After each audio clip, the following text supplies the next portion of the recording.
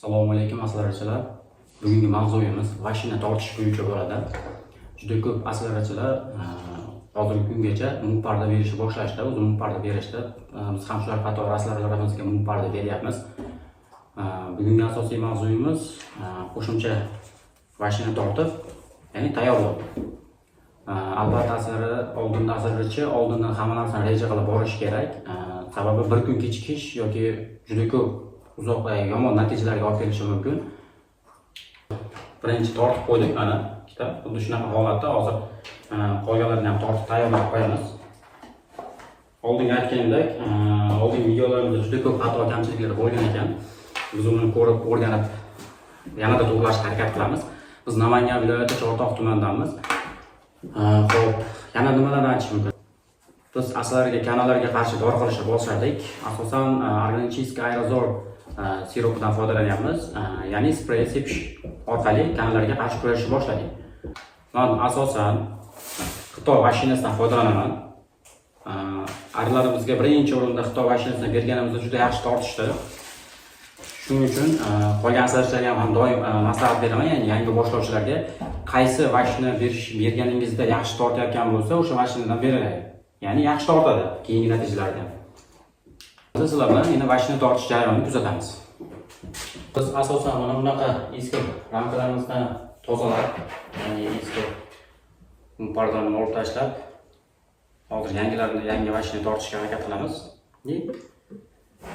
Bu jarayonlarni biz asosan o'zimiz ham ustozlarimizdan o'rgangan holatda amalga oshirayapmiz.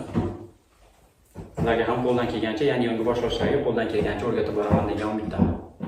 Tortishda asosan nimalarga e'tibor berish kerak? Asosan bu ramkani yaxshi tayyorlanganligini bilish.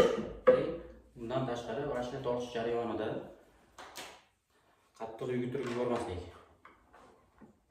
Ya'ni bu mungparda xamir sifat bo'lganligi sababli bu mashina kuchli yurg'izib yuborilsa kesilib ketishi mumkin yoki yirtilib ketishi mumkin. Bu yanada silabulashni olib keladi. Silabulash jarayoniga olib keladi.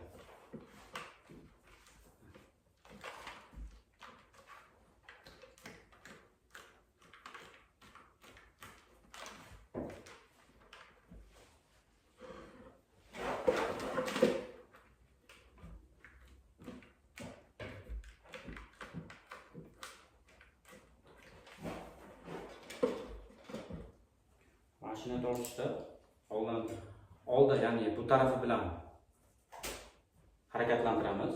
Ya'ni buni yog'och tortishayotganda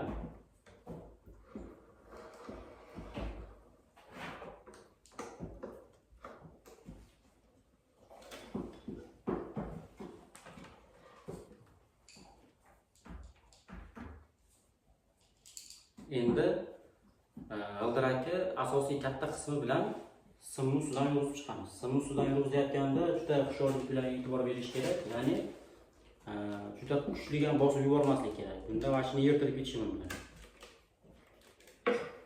Juda ko'pchilik aslara boqishni boshlagan paytimda aslara boqish qiyin, boqa olmaysan deyishganda Allohga shukr qilamiz, ancha tajriba orttirib oldik aslarni, ham nazariy ham amaliy bo'yicha. Endi shularni o'zimiz sinab ko'ryapmiz.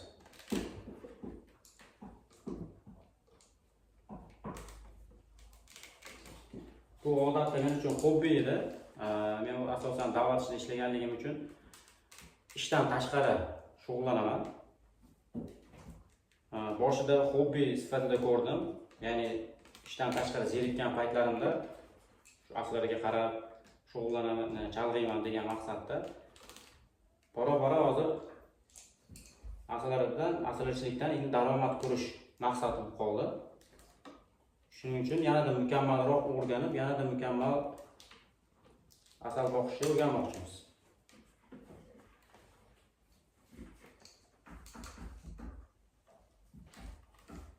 Xudo xohlasa anchagina rejalarimiz bor.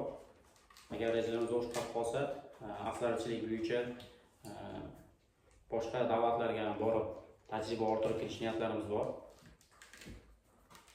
Endi ungacha sal olib borib Xudo xolasa o'sha niyatlangan maqsad qo'ydik.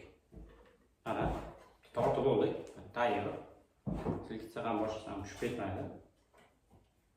Eng muhimi, yurg'izayotganda simlarga e'tibor berish va qattiq yuritib yubormaslik. Endi keyingi ramkalarimizni ham tayyorlaymiz.